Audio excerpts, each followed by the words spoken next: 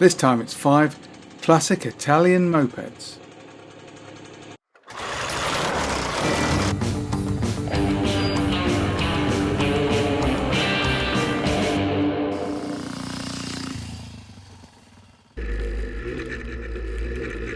Before we start, don't forget to like and subscribe for more content. Now, the moped was originally intended to bridge that halfway between a bicycle and a motorcycle, hence 50cc engine and pedals, and essentially it filled in the gap that had been left behind by the autocycles of the early 1950s. Various companies in Japan and Europe produced these little bikes during the early and mid-70s. However, the UK government felt these bikes were getting just too sporty. So in '77 they changed the regulations, deleted the pedals which they felt were pretty much useless, and restricted the bikes down to 30 miles an hour. So while it's obvious that some of the bikes shown here don't actually have pedals, they are in fact, in the eyes of the UK law, mopeds.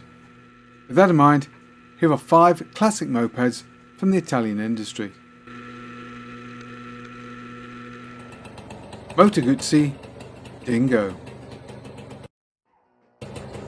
Historically, of course, MotoGucci is best known for its horizontal singles and of course Mighty V twins, but they have also produced large numbers of very small capacity machines over the years, including the Motoleggera and the Cardellino, both in the early years after World War II, and of course both machines were air-cooled 2-strokes. But in '53 both of these machines were replaced by the Ziegler.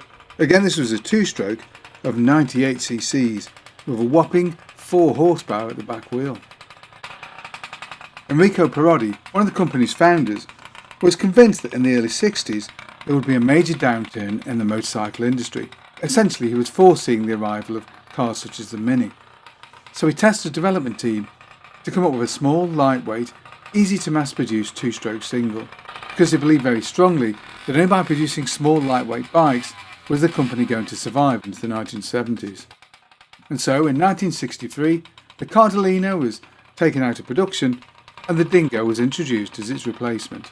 The first Dingo used a 50cc 2-stroke engine which made around 1.4 horsepower and had a hand-operated 3-speed gearbox.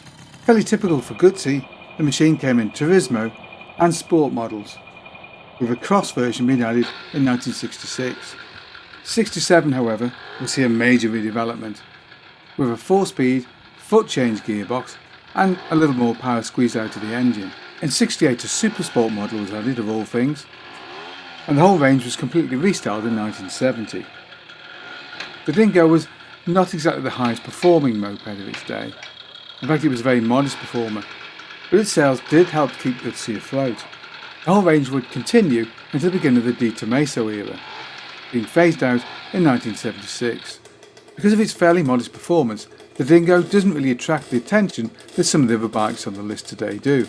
Nevertheless, prices for these machines are beginning to climb. And if you're looking for something fairly modest, but with a big brand name, might not be a bad choice.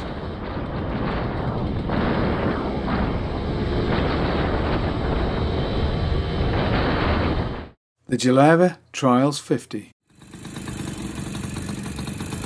Delara, of course, is a company best known for its 4-cylinder Grand Prix races and the Saturno single-cylinder bike of the 1950s. But like so many of the classic Italian companies, they realised by the 1970s if they wanted to stay afloat, they were going to need to produce a moped. Then as now, dual sport machines were very popular, so Delara took their machine down that direction.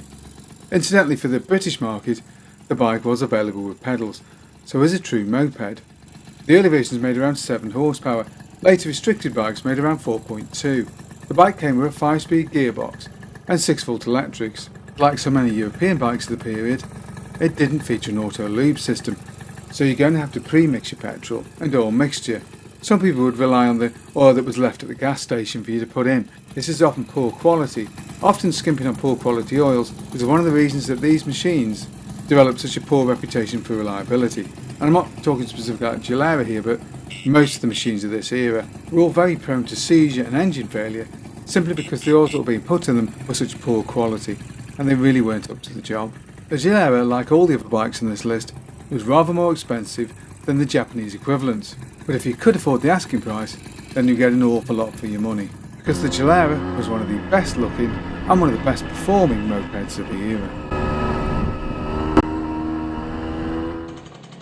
The Malaguti Olympic. Malaguti's Olympic was one of the best performing and without a doubt one of the most beautiful mopeds ever created. Malaguti's jewel of an engine would remain in production right into the 80s and early 90s, although primarily on off-road machines by that point. But its performance was absolutely stunning, quite possibly the fastest moped available, if you could afford it. The machine cost around £650 in 1974, almost 3 times that of an FS1E, and approaching the price that you would expect to pay for a 500cc machine. So this is one machine which is very much for rich boys only. As a consequence, there are very few machines around today, so not surprisingly these command very high prices, but you get an awful lot for your money, in terms of looks and performance, relatively speaking of course. Unlike so many of the other Italian companies mentioned in this video, Malaguti really did specialise in small capacity bikes. Having started production of two-stroke lightweights in 1958, they produced a range of machines based around their potent little 50cc engines, including CAF Racer and of course dual sport based models. But with falling sales in the mid-90s, the company switched to exclusively producing scooters. This they would continue to do until 2011, when the company finally called it a day.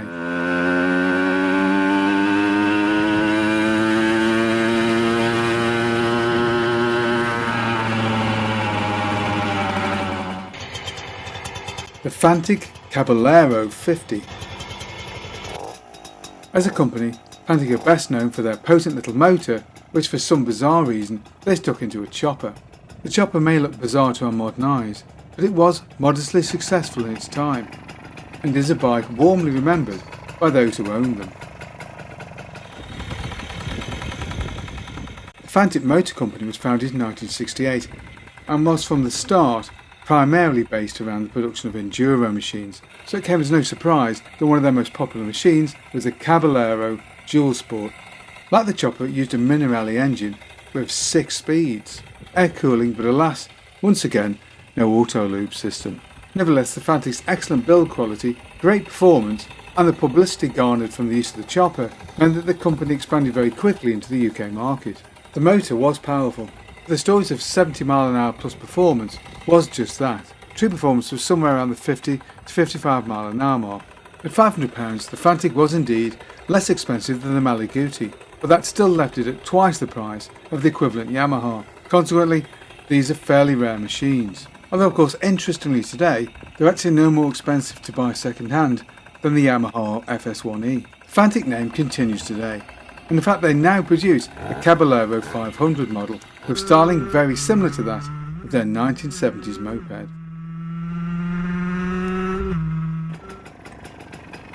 The Girelli Record and Tiger Cross 50s.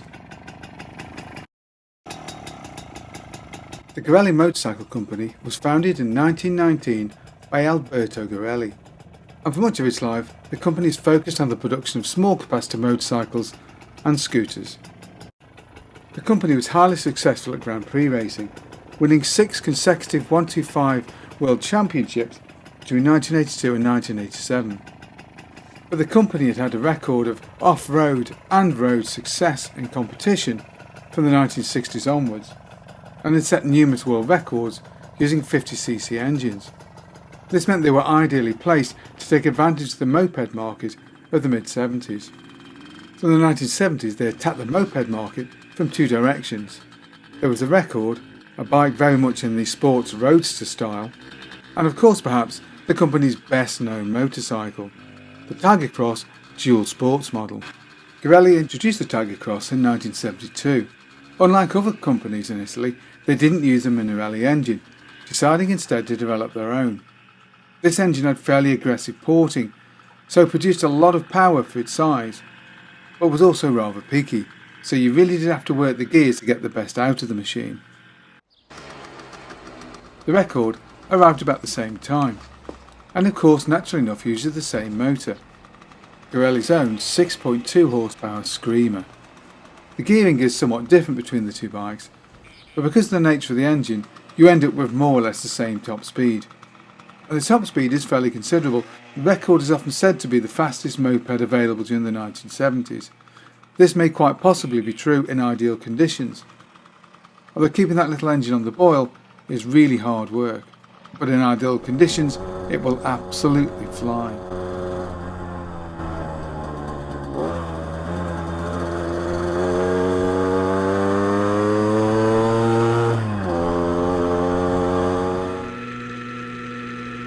Hope you enjoyed that collection of 5 super 70s mopeds. What other quirky collections of bikes would you like to hear about? Drop us a line below and let us know what you think. Hope you enjoyed that video. If you did, don't forget to like and subscribe, and of course, thank you very much for watching.